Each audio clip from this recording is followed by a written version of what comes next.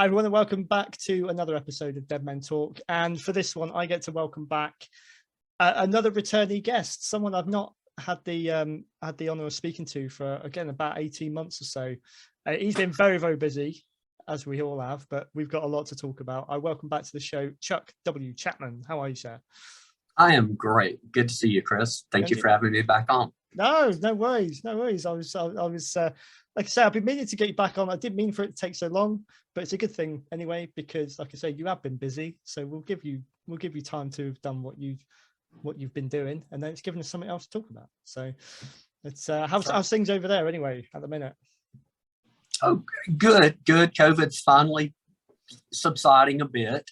So that's a good thing. Yeah, everything's kind of opening back up, I suppose, even though we kind of still don't know what the future holds. It's fun and games over here, I tell you, but I think it is everywhere. So I think it's just one of those things we're going to have to live with, you know. So it is, and it's just, I know everyone's got their opinions and everything. I'm not going to go down this rabbit hole. This isn't what this show's about. But I'd say some people's opinions and views largely, don't sit with my own sometimes. But common sense seems to have escaped a few people, but that's fine. We'll wait for that to come back. Anyway, not while we're here. Pick up. What's been happening sort of since we last spoke with Family Man? First of all, how did the release? Family Man's still doing well. Good. Still selling, still keeping me busy in that. So still doing some personal appearances and stuff on that. Book signings and things. I've got a couple coming up. One in Charlotte, North Carolina, one in Atlanta, Georgia, and then another one here in Greenville, South Carolina, which is my hometown.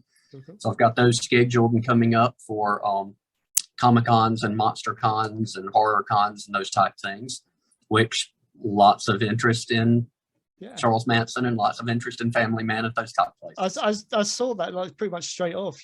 I saw you was lined up, like his Comic Con appearances in particular. Very, very cool. Are they things that you were aiming for, prior to the book release, or was it something that kind of came with, the subject matter as it was with what the book was about? Yeah, I mean, I enjoy doing those. I've gone to those for years as a fan.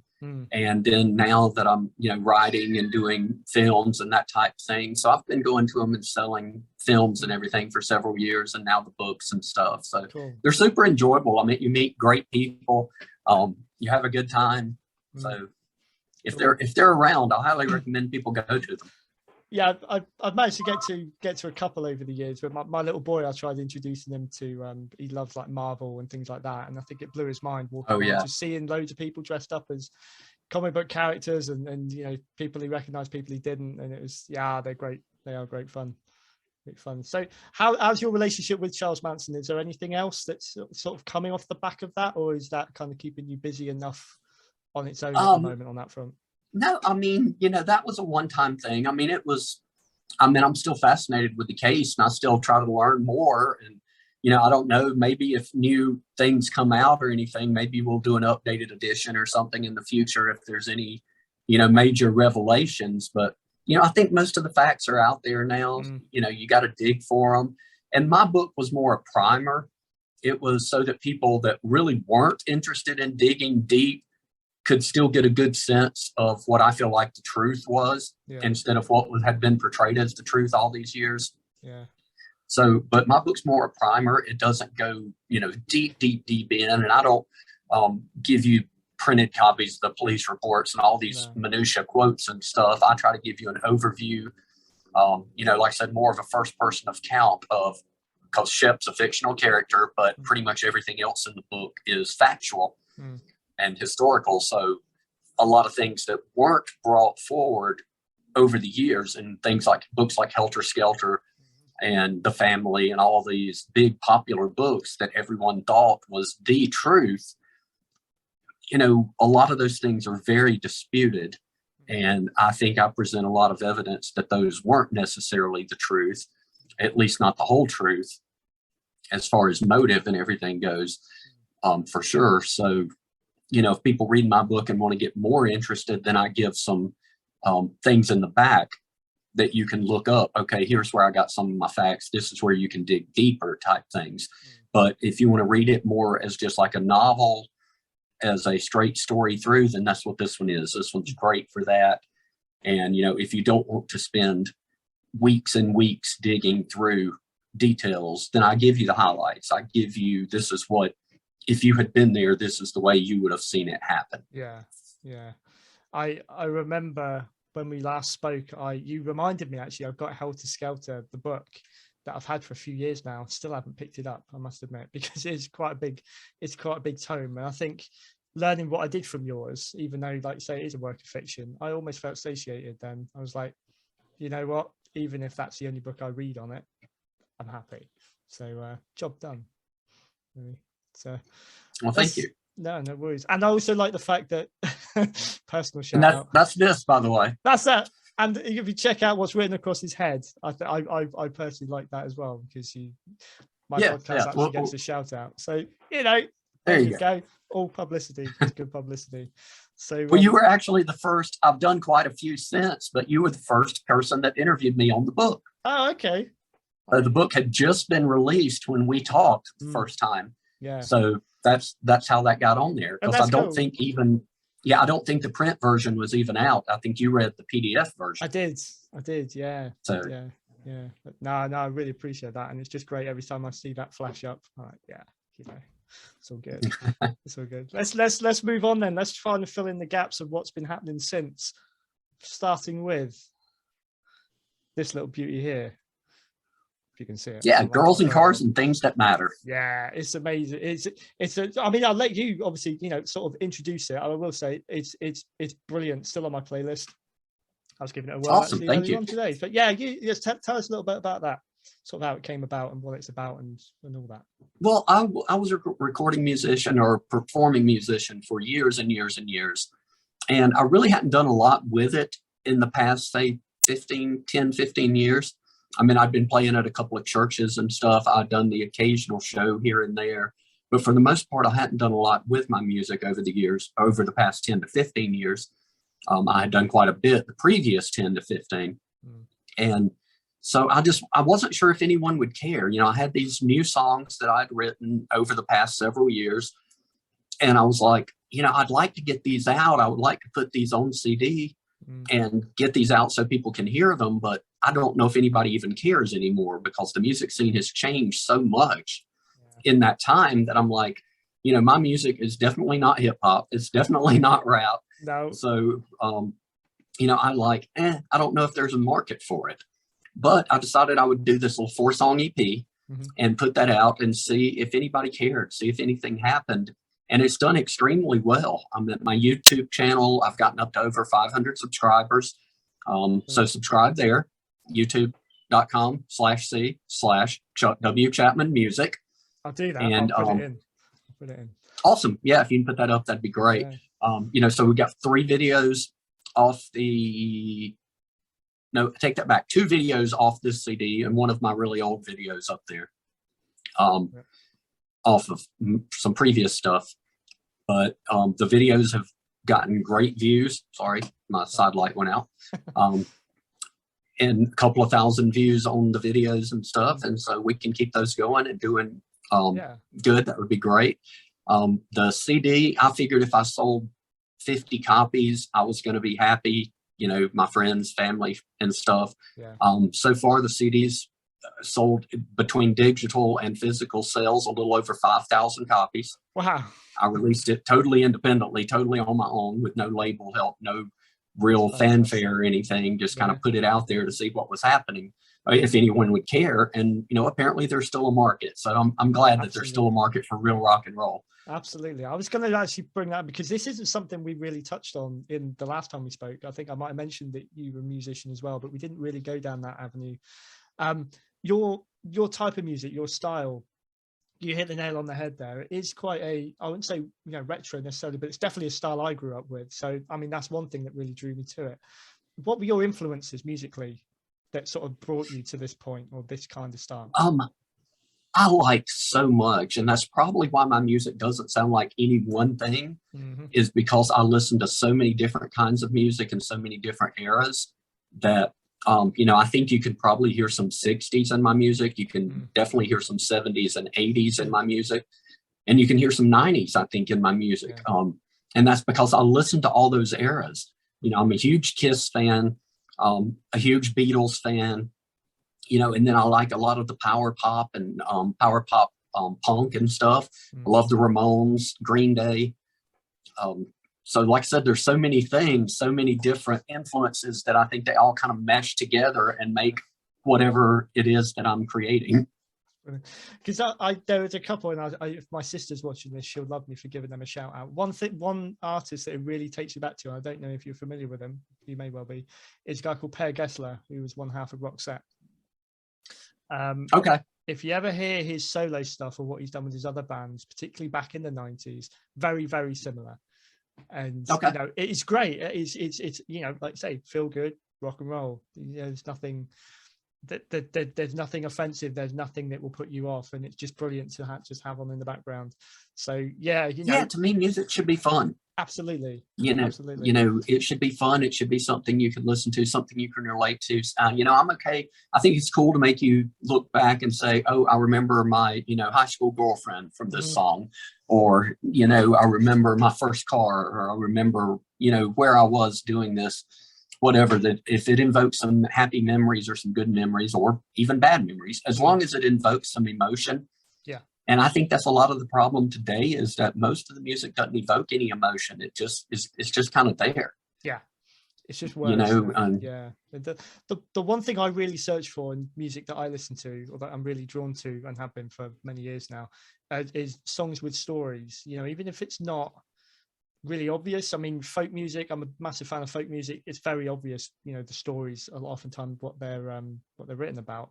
But I'm very interested in delving into what was the stories behind some of the songs that you guys have written. So, I mean, the ones that are on this EP in particular, are there any particular like memories, events, or anything from your life that have gone into any of these, or all of them even? I think so. I mean, obviously, you know, you pour your experience in, you write what you know. I always feel like that's why all my books are set with Southern United States characters, is because that's the area I'm most familiar with. Now, I've been across the country, I've been to multiple other countries, but the place that I am most familiar with is the Southeastern US. So that's where I'm going to base most of my stories.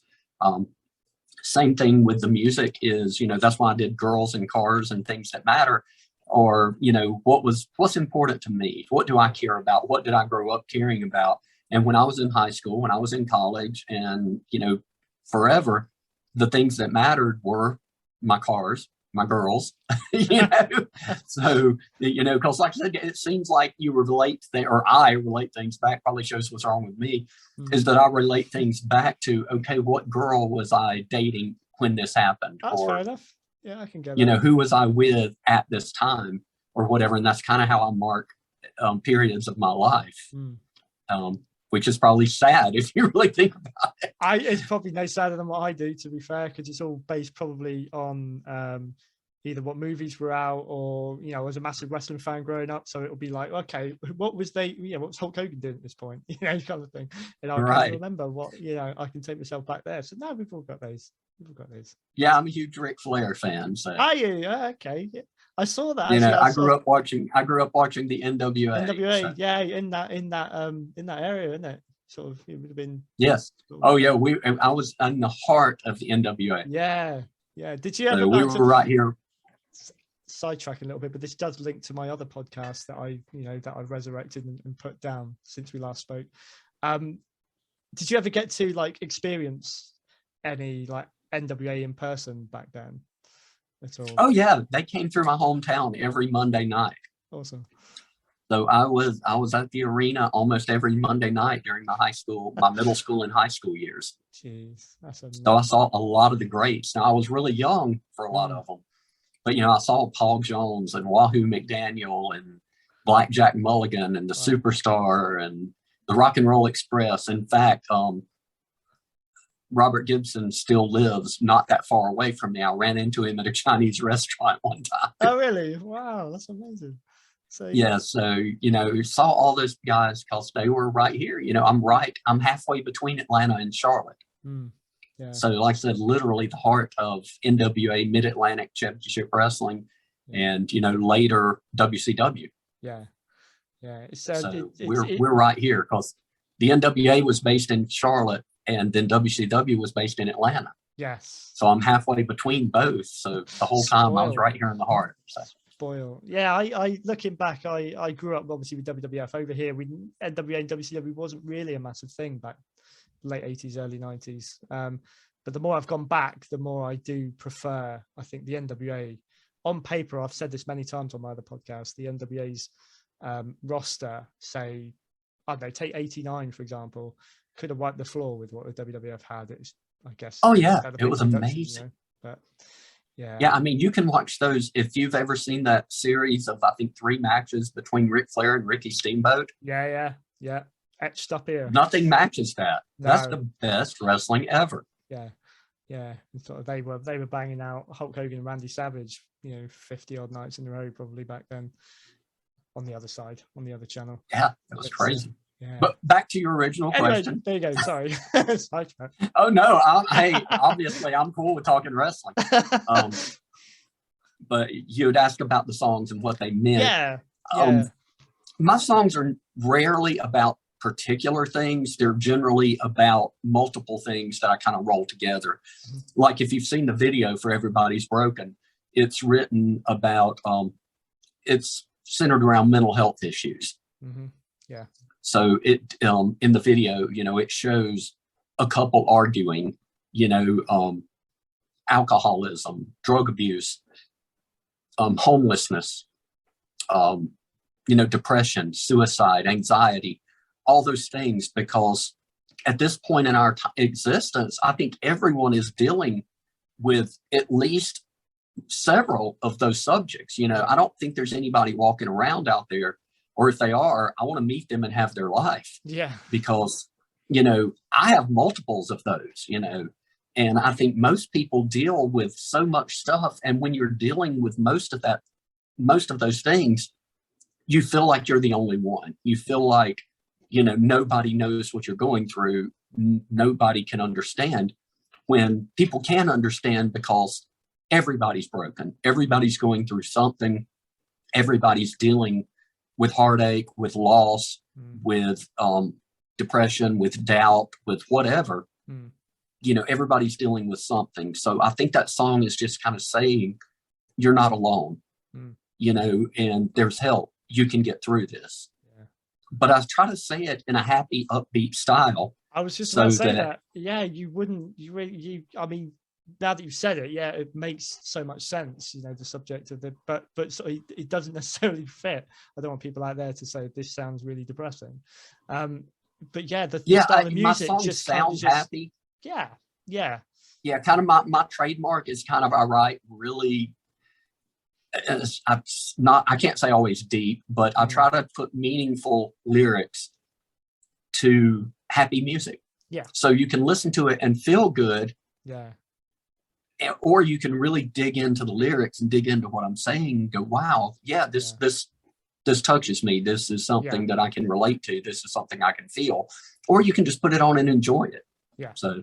Yeah. And that does all three, I think. And I think the one song on here I absolutely love, I mean, I love all of them, but Fighting for My Life is, I mean, take that out of there and that would be on any of my playlists by itself. Awesome, man. Thank you. Yeah, that's the second video. Well, actually, that was the first video we did from the record. And that song is about, and what's weird is this song was written about 20 years ago. Okay. But I never recorded it. I never really played it live.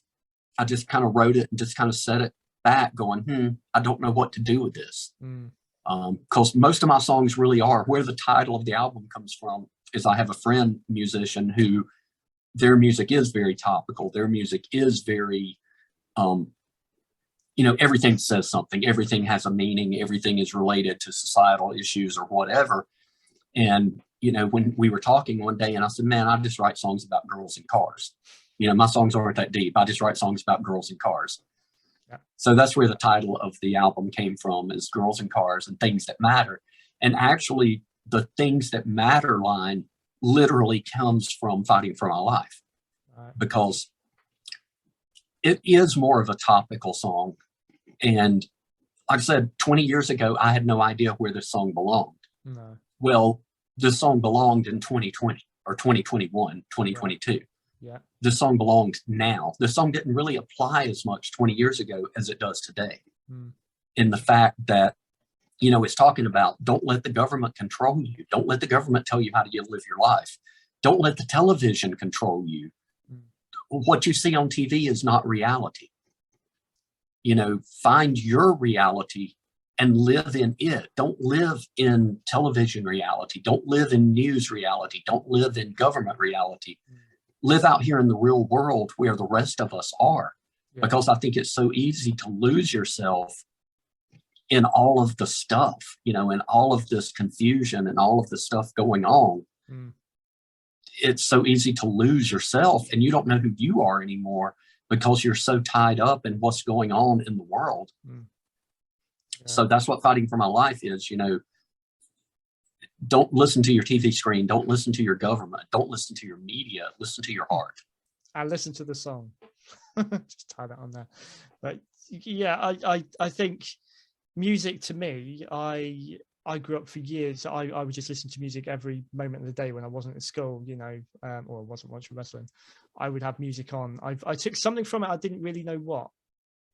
And as the years have gone on, it's been really, really important to have music to, it almost like, not to sound cheesy, it centers me again. So whereas I found writing that was therapeutic for a particular part of my life, music has always been there to kind of just, okay, when I need to escape, I feel like I was escaping from the real world, but probably what you brought forth there is actually, I was probably distracted by everything else that was going on, and I needed that connection back. And I can totally see where this comes from with this song. And it's almost like a sentiment like that probably is timeless, because you can put your own meaning to it at any point. Really, even outside of what's going on at the moment, people can always find a meaning of their own in sort of any music. Right. Really. And I do feel, you know, like I said, sometimes you have to fight to get yourself back. Yeah. It's so easy to lose yourself. And even take away that same thing. It comes back to relationships even. You know, you get embedded into a relationship with someone and you end up losing who you are in that relationship. So it's so easy to lose who we are. And I think that's what fighting for my life is about, is, you know, sometimes you got to really fight to figure out who you are as a person, who you are inside. Yeah. And I say, I can't relate more to that than at the minute. So, you know, hence the reason why I think I've gravitated particularly to that track. So sticking with the music side for a moment before we sort of change tracks once again, is there plans for more? Sort of, you know. Yes, actually, from this, I actually picked up a record deal with a company called Bentley Records, and we will be hopefully in May. I have 10 new songs written. We've been rehearsing for a couple of, probably 2 or 3 weeks now, trying to get those songs together. Plus we have a couple of live gigs to play, so we're still getting that together as well. Cool. But hopefully May, June of this year, we'll have a full-length CD coming out on Bentley Records. Awesome. Congratulations with that again, by the way. Thank you. So that's amazing news. Amazing. How do you juggle everything? Because, you know, I've just before this, I've found out you got a day job as well. You write, you play music. I do have a day job. How do people ask me how I do this with kids? How do you do all of that? You know, I think one of the things I hate to hear people say is, I would love to do that, but I don't have time. I think you make time for the things that you would love, for the things that matter to you, the things you enjoy. I think you find time for.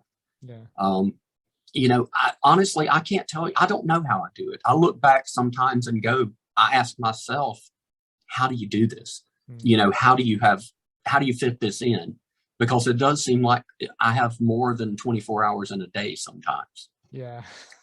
But like I said, it's passion.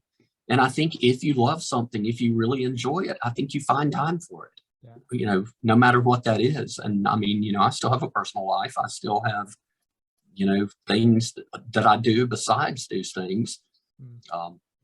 You know, I'll go to a concert, I'll go to a wrestling event, you know, but I don't bury myself in those. I don't drink, I don't smoke, I don't do drugs. I don't have a boat. I don't play golf. You know, this is my thing. You know, so if I want to get away. Like some people, you know, they go play golf every weekend or whatever. Well, I'm probably writing songs, or I'm writing books, or, you know, coming up with an idea for a movie, or I'm acting in someone else's film, or that type thing, because that's my release. Like I said, where some people bowl, or some people play golf, or some people go boating or fishing or whatever. So I don't do those things. This is my leisure, even though it's work, even though it's, you know, I'm creating, I'm doing something. It's still, this is where I relax. This is where I let go, because my average work day is hectic, is crazy, is frustrating. So this is my downtime. I don't watch television. Okay. You know, people, you don't miss it much. People, I think, yeah, you know, people talk about all these shows, and I mean, I can't say I never watch television, but I probably watch less than 6 hours of television a week. Mm-hmm. Yeah. You know, so less than an hour a day. And I think, well, you know, if you watch every episode of 10 different shows, you could have written a book. Yeah. You could have recorded an album. You could have acted in a play. You could have done all these things that you spent watching TV. Yeah. Yeah. You know, so I think that's where it comes from, is I just don't do a lot of the things that other people do for leisure. This is my leisure. Cool. Even though it's working leisure, this is my leisure. You know, it pays off. You know, I love to play the guitar. Again, not sound like when I get the chance.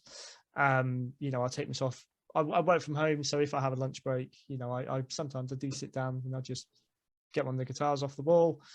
What I'd love to do though is I've got ideas bouncing around. I've got loads and loads of sort of songs that I've started writing a few lines for, and that tips for disciplining yourself or finding that sort of creative space. What works for you in terms of, you know, songwriting? Does it just come to you at randomly, or do you set aside, you know, a time and a place to do it? Mostly it just comes to me. I rarely can sit down and write a song. Now I can sit down and write books or poems or short stories or whatever, but I rarely can sit down and write music. Music is more something that it just like, it starts floating through my head and there it is. So it's hard for me to give tips on that. Now, you know, if you do it, do it. It's not going to be good all the time. In fact, it's going to be bad most of the time. But I meant legit, you know, I mean, I have, I think through the years with different bands and stuff, I think I have 5 CDs worth of material out there. Right. That I've written. So probably you're talking 50 songs, roughly. Well, that is from, I've probably got 200 that I've written that are garbage. Okay. You know, I'll just stick in a folder somewhere and go, okay, maybe I can use a line or two of this sometime. Yeah. You know, or maybe this can get rewritten. Or in the fact of fighting for my life, I didn't think it was garbage. I just didn't think it was time. It didn't fit what I was doing at the time. So it didn't really, like I said, I thought it was a good song, but it wasn't right for any projects that I was working on at that time. You know, but it came back 20 years later and it was perfect for this current project. Yeah. And people like it. It's a really, I feel good about the song. I think it's a great song. Yeah. And, you know, I've had a ton of people that say they thought that they did. So, you know, I think you are your own, or should be your own worst critic. Yeah. So that's why, you know, I mean, there's some people that I put stuff out, you know, people hate, you know, especially like the movie. I've had people say it was terrible. Then I've had other people say it was great. You know, it's according to what you like. Yeah. And I mean, that's, you know, it's a B movie. It's not supposed to be a Hollywood production. No. You know, so some people don't see that. Some people try to compare it to a big Hollywood production. Well, it's not going to work that way. No. You know, look at the story. Do you enjoy the story? If you enjoy the story, then it's a good movie. Yeah. You know, you don't have to necessarily have $1 million invested in a movie to tell a good story. No. And I was more focused, and I'm always going to be more focused on telling a good story, whether it be movie, book, song, whatever. To me, the story is what's important. Yeah. Segues nicely onto the next the next segment, actually, to be honest, because we'll talk. Yeah, I planned that. You did, yeah, I'm sure you did. It's your latest release, your latest book release. Must admit, it came out of nowhere for me. There we go. I was hoping you'd do that. Freak on a Moped. Fantastic title. You don't need anything more explanatory than that. Yeah, people ask, what is Freak on a Moped about? I'm like, well, it's about, a freak on a moped. Exactly. There you go. In a few more words, just give us a flavor of obviously without giving too much away. Introduce us to the story. Firstly, just give us a rundown on the the synopsis, as it were. Yeah, it's a sheriff of a small town in South Carolina, and her son, who is her reluctant deputy, and then she has an older deputy that is about to retire. They're there because basically they can sit around and do nothing. It's a small town, nothing ever happens. Occasionally you'll need to go keep a drunk from, wanting to slap his wife, or kids from drinking behind the local supermarket. And that's basically the duties that they've had for several years. And they're fine with that because the son doesn't want to be there. The older deputy's just sitting there waiting for retirement. And the lady sheriff has worked in big cities before, and she's just burned out. And so she's happy sitting here watching television most nights. And like I said, getting the occasional, DUI or drunken disorderly call, or, a teenager has rolled somebody's house. And that's what they're happy with. And then all of a sudden, this guy on a moped comes through and starts killing people. So now they have multiple murders to try to solve, and they're very ill-equipped for it. So she has to kind of dig back into her training. The older cop has to kind of go, okay, I've got to get one more case done before I can retire. So he gets serious about it. And now her son, who is the younger cop, who wanted to be a surfer in California, but really wasn't very good at it. So he came back home and really kind of had nothing to do. So he ended up working for his mother. But now he has a purpose. So it kind of refocuses them so that now they have a purpose of what they're doing, and they're all kind of revitalized.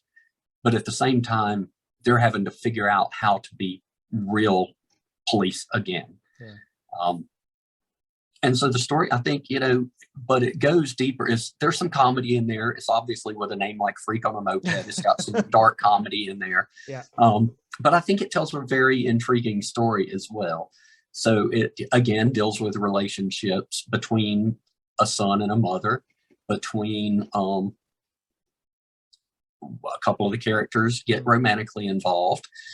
So the relationship between them, and then the relationship between the freak on the moped and the other people in the story, because of course there's a reason he's doing this.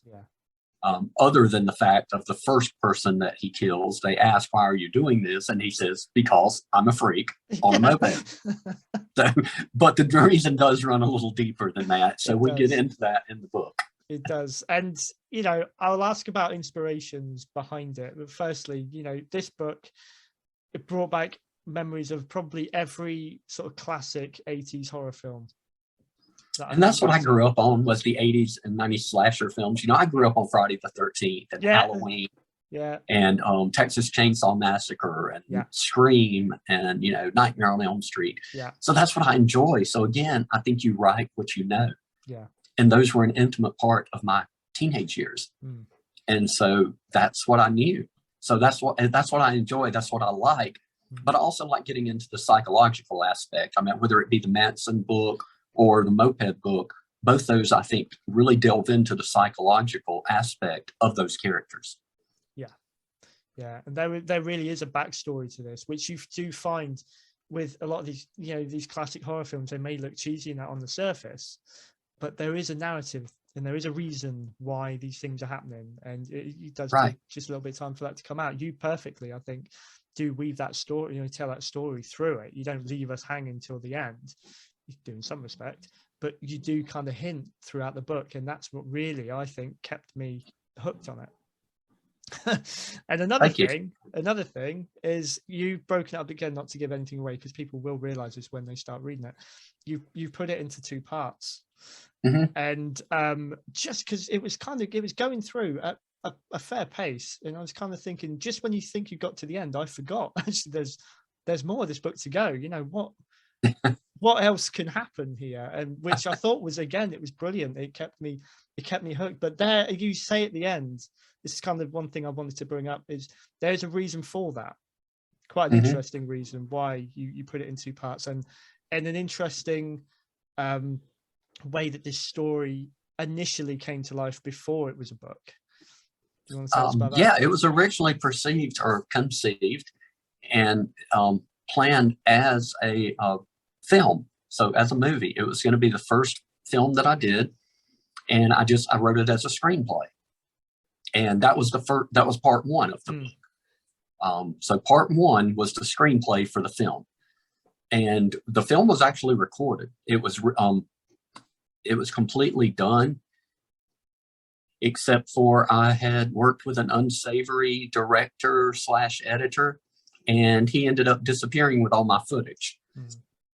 So after almost 4 years of trying to retrieve the footage to try to salvage the film, I sort of just gave up. You know, it was going to come down to me having to get legal action and sue him. And honestly, I don't think he has enough to go after to make it worth my while. No.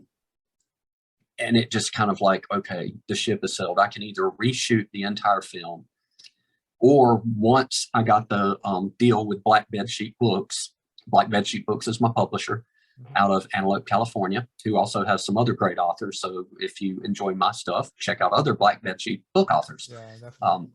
Because I think you'll like a lot of them. And once I got the Family Man deal, Family Man did well enough that Black Bedsheet offered me a deal for several more books. So the first one I approached him with was like, okay, I had this movie deal. It fell through. I love this story. I want to tell this story. I think it would make a good book. So I pitched him the concept and all, and he was like, yeah, sounds great. Let's do it. So that's where I just took the script basically and changed the script into did a novelization of my own script. So that's where that came. Wow, it may have been better without the bright light, mightn't it? Who knows? It's all good. Probably should have left it off the whole time. But so that's where part 1 came from. And, you know, if you're writing a horror movie, you always set it up for a sequel. So you always kind of got to leave it hanging at the end. Yeah. So, of course, part 1, you think it's done. We give a pretty good conclusion to part 1, but there's that little but something. You know, so you're thinking, I think something else is there. Yeah. So basically part 2, at the time, now I did not have a sequel planned out. You know, you just always set a horror movie up with a at the end, just in case. So there was no part 2. So when I was writing the book, like I said, I adapted the script into the novel for part 1. And then I'm like, okay, 2 things. Scripts are always shorter because when you're filming, you know, you've got a lot of empty space where people are running or people are, you know, whatever, where scripts are a lot shorter than novels are. So there really wasn't enough for a full-length novel. So I decided, okay, now's the time, you know, now I'm going to write part 2. So the sequel, what would have been the sequel to the film, or what finished telling the story, was part 2 of the book. And honestly, I didn't know what happened. When I wrote part 1, I wasn't even sure who the freak was going to be at the end. No. So part 2, kind of, those characters told me what happened. I mean, that's the way I write, is I'll have a basic concept in mind. Yeah. And then I let those characters tell me their story. Yeah. Yeah. Same here. A couple of my books, or one book in particular, was completely done like that. I don't sit down and plan mine, but one is made up of all these different stories that literally just came out of nowhere, and I had the most fun with it. And I think it's nice. Yeah, well, I mean, it keeps me intrigued, and that's what, you know, I feel like, okay, if I'm intrigued, if I want to know what comes next, then hopefully my readers will want to know what comes next, and they'll be intrigued. And if I'm invested in these characters, hopefully they will be invested in these characters. Yeah. Because again, sometimes you start writing stuff you think's a great idea, and you get, 50 pages into it, and you're not interested anymore. No. Well, if you're not interested, then that means your readers aren't going to be interested. So that goes in the scrap pile, or that goes in the okay, I was practicing pile. Yeah. And maybe you'll bring one of those characters into another story. Maybe you'll revise that story into something else, or maybe that was just practice and it just sits there forever. Yeah. But, generally that's what, I'll have a basic idea, but I rarely know the ending of my stories. No, that's cool. I may have an idea how it's going to end, or I may not. And then, like I said, I'll let the characters tell me how that story ends. So I was going to ask, actually, how difficult was it to leap back into, pick that story up from where you had left it? By the time I got through with the novelization, like I said, I wanted to know what happened next. I was like, I'm ready. I want to know what happens next. So it really flowed really fast. It really came really quick. I probably wrote the part one, the novelization part, in a little over a month and a half, just because I had everything there. Yeah. I had to fill in some blanks, of course, because again, you're going to have a lot of visuals in a movie that you're not going to have in a book. You've got to describe those visuals. So, I had to add some, but I had the script. So all I'm doing is adapting a script. Yeah. Part two, though, I had nothing. So it probably took, 2 months, 3 maybe at most. And I did very few revisions. I went back and read it, because I guess you do the same. Once you're finished, you go back and read the whole thing again to see, does this tie together? Yeah. Does this make sense? Yeah. Do I still like it? Yeah. And I do the same thing with music. Is I'll write a song, and then I'll kind of put it away for a week. And if I'm humming it, if I'm kind of singing that song to myself for that week, then I'm like, okay, this is a good song. I need to pull it back out and let's finish it. Let's do something with it. Yeah. Where if I'm finished it and I just kind of forget about it, again, that shows me if I'm not interested in it, then why would anyone else be? Yeah. Yeah. No, I totally get that. And it's great to hear that kind of creativity goes over, both things that you do with the writing and the and the music. And you, like you said earlier, you are your own worst critic. So if I've got 2 or 3 books on the go over the last couple of years that I've started and stopped, mainly because one thing or another over the last couple of years, my inspiration hasn't been where it used to be. But it's like, if I don't pick it up again, I'm not invested enough. Right. Like you just said, if the reader, and that's one thing about this book, like I say, it was pacey, which is brilliant, because I don't have the biggest attention span when it comes to reading, or the most time either. So I want a book where I can literally just dive back into it. And that's why I like to write short, keep my chapters short. Yeah. Because some of, my favorite authors, most of my favorite authors, we can take Stephen King out there because he writes chapters that are 120 pages long. Size of a book. Yeah. Yeah. But, Jonathan Kellerman, John Sanford, a lot of my favorite authors keep their chapters to 3 4 pages tops. And I like that because sometimes, I'm an avid reader as well. I don't have a ton of time for it, but I still like to do it. Even if I'm writing my own story, I'm probably reading someone else's. Yeah. So, I'll read like 1 chapter before bed or 2 chapters before bed, or, whatever. And I can go, okay, I can have a stopping point here. I can read, I'm reading David Baldacci right now, who's also one of my favorites. Same thing. Like last night, I'm like, okay, I'm going to read 2 chapters. Well, of course, I ended up reading like 5 or 6 chapters, but still, that is 20 pages or 30 pages. That's not 150 pages. No. And so that's why I try to do that too. I try to write, whether I'm writing music, whether I'm writing books, movies, whatever, I try to write it from the perspective of, would I enjoy this? Yeah. Do I like this story? Do I like this song? Would I listen to this if it wasn't my music? Would I read this if it wasn't my book? Yeah. Yeah. One of the great things with horror, again, you've already mentioned this, you've kind of written this interview for me, I think, is where you can have sequels. Probably in the movie world, you have needless sequels too many just to keep the series going. As long as they're making money, they're going to make sequels. Exactly. Do you feel that there's still life in Freak on a Moped for something else that comes off the back of it, or does it? Did it satisfy on its own? When I wrote it, I felt like I finished the story. I felt like, okay, I wrapped it up. There's a nice little bow on it. It's I think a bittersweet ending is what I would call it, because I think it wraps it up. It's a good stop. I think there's some happy in the ending. There's some sad in the ending, but I think I tie it all together so you can feel it all at once. But I thought, this is period, the end. I finished all these character stories. Everybody had their life complete. Their story was complete.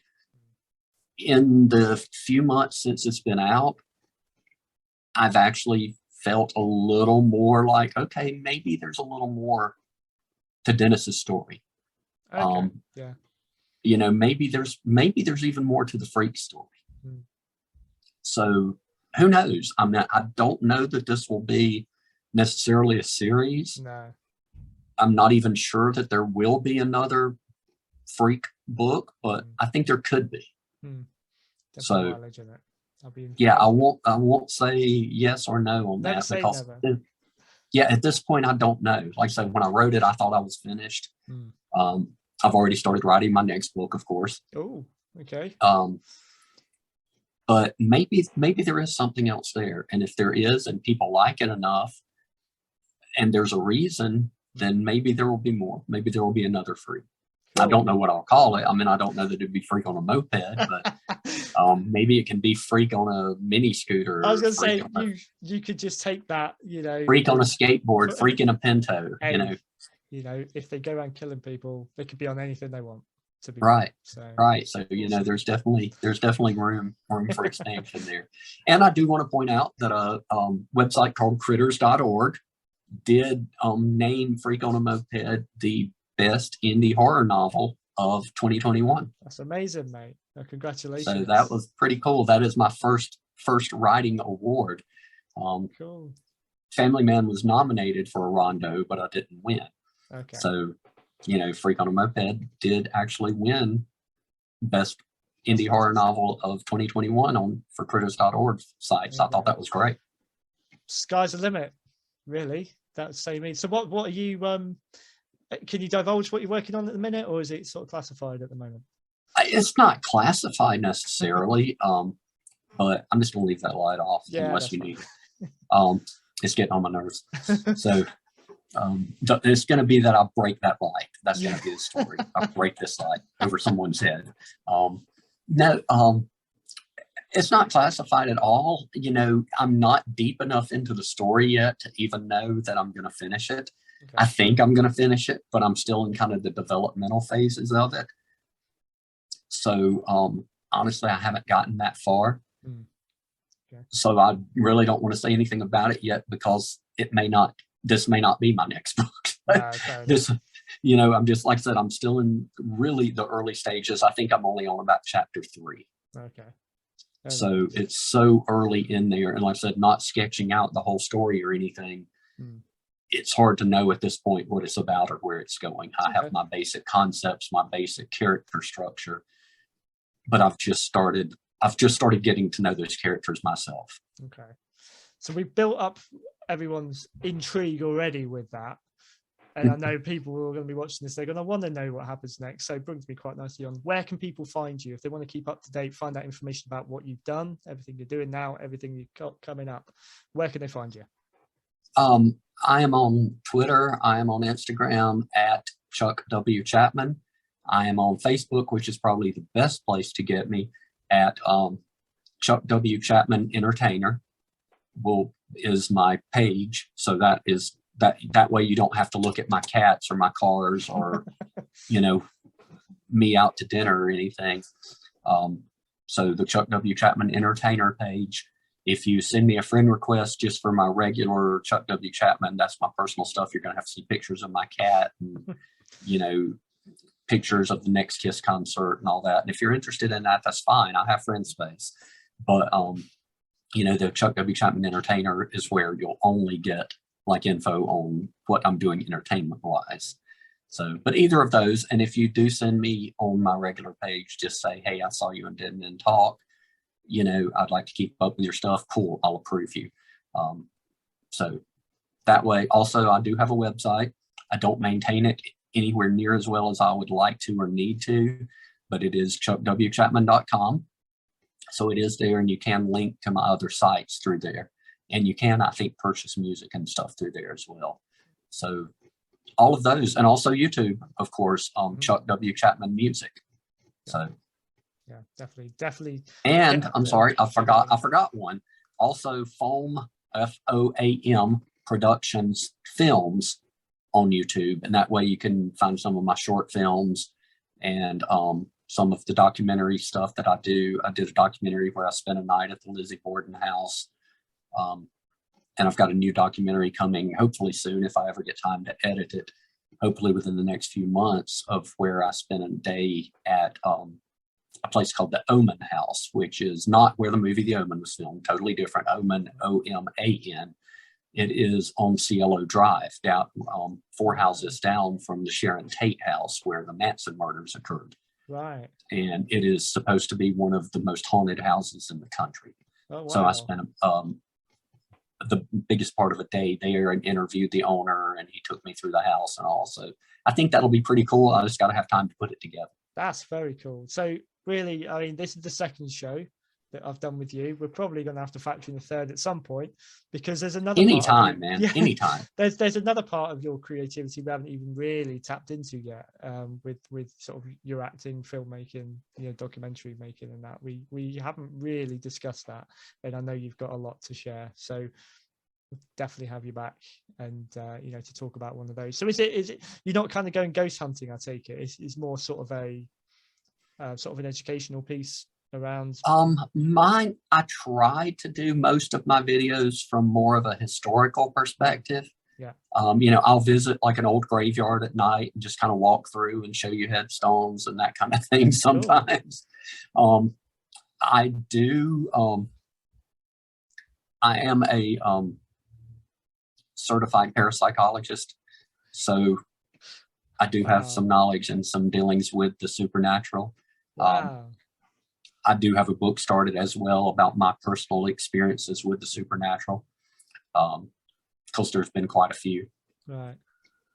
So that's kind of a second book that I have going at the same time as my next novel.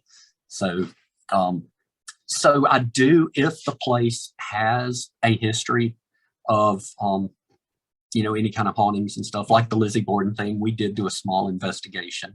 Mm-hmm. Where we did have some experiences and stuff, but I'm not a ghost hunter per se. No. That's not what my films are generally about. I do have another one scheduled soon that is a place downtown where I live here, that was a speakeasy in the 1920s or 30s or whatever.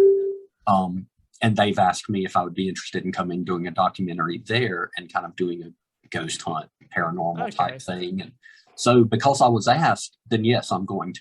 Yeah. You know, same thing. My office here has a ghost, and I'm probably going to do one based on it, but I want to have more, you know, do more footage and have more where I can actually delve into it. So there's just tons, you know, I mean, it's what can I do now? What can I do next? I guess is my theme. So, you know, I try to do so many different things that I'm just interested in so many different things. I try to do them. I try to do them all. So I kind of try to rotate between, and the filmmaking just takes so much time. Yeah, I can imagine. Unless a lot of my YouTube videos on the Foam Productions Films channel is, some of those are just a little quick, you know, 3-minute or 5-minute or whatever. Like I do a virtual tour of Barker Ranch where the Manson family was captured. Okay. So I got a virtual tour on it, just like 7 minutes. You know, so I do some of those type things. And like I said, a graveyard, like just walking through a graveyard at night type things. And also there's those, but then like the Lizzie documentary is 45 minutes. So when I do the full documentaries, those take a lot of time, not only to film, but also to put together, to edit, because you're going to have a lot of footage you're not going to use and stuff where, you know, people can't be heard, whatever. So they take a lot more time to put together. And those are the ones that I only put out maybe once a year or something. Okay. Or maybe every six to 8 months, something like that. But I try to do at least every month or two, one of the small things, because they're just fun. They're fun and easy. Yeah. Oh, that's the name of the game, isn't it? I'll definitely check some more of that out. I've checked a few of your videos out, but I must admit I haven't. The graveyard ones would be quite interesting for me. I do love that. I don't go around doing it myself, but whenever I'm kind of passing through, I can't help but. Yeah, I mean, again, I'm not doing it looking for ghosts or anything. No. I love the history and the fact, the art of it. I mean, some of those tombstones are just beautiful. Yeah. And so well crafted and just, great memorials to the people. I think it's really sad that what we have now is a little urn with a little plate this big, or else we have a place in the ground with a little golden plate, Yeah. I don't think that's near as appropriate a memorial to someone's life as the tombstones that were so crafted and that put a picture of them or whatever they liked, or the angels or whatever was on there. I just love the artistic value of it and the historical value. If I'm going through a graveyard, generally I'm not even talking about ghosts or spirits or anything unless it happens there's some way it relates. Sure. But if someone says, okay, I saw a ghost here, I may mention it. Okay, so and so saw this. Yeah. But in general, it's just like, let's enjoy this. Yeah. And I always tell people, never disturb anything, never damage anything. Be respectful, whether you're exploring an old abandoned house, which I also do, whether you're doing that kind of thing or whether you're going to a graveyard or whatever it is, if it doesn't belong to you, be respectful. Yeah. Because if you're not, then you're the reason that other people can't do this. Yeah. Don't be the reason that other people can't enjoy this. No. You would think it's not too much to ask, wouldn't you? But you wouldn't think. There you go. Listen, Chuck, there we go. So we've already set up, I think, whenever the third one will happen, we will have you back on. We've got a lot more to talk about. Thank you so much for your time to coming in, and all the best with the EP and Freak on a Moped and whatever else lies ahead before we speak again, mate. Thank you so much, Chris. I appreciate it, man. Anytime, man. And take it easy. You too.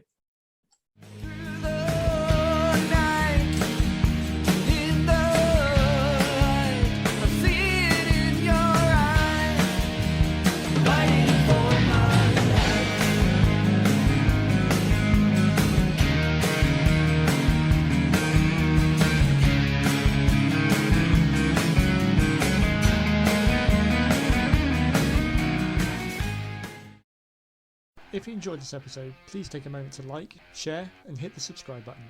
Also follow us on Facebook and Instagram to keep updated about all future shows.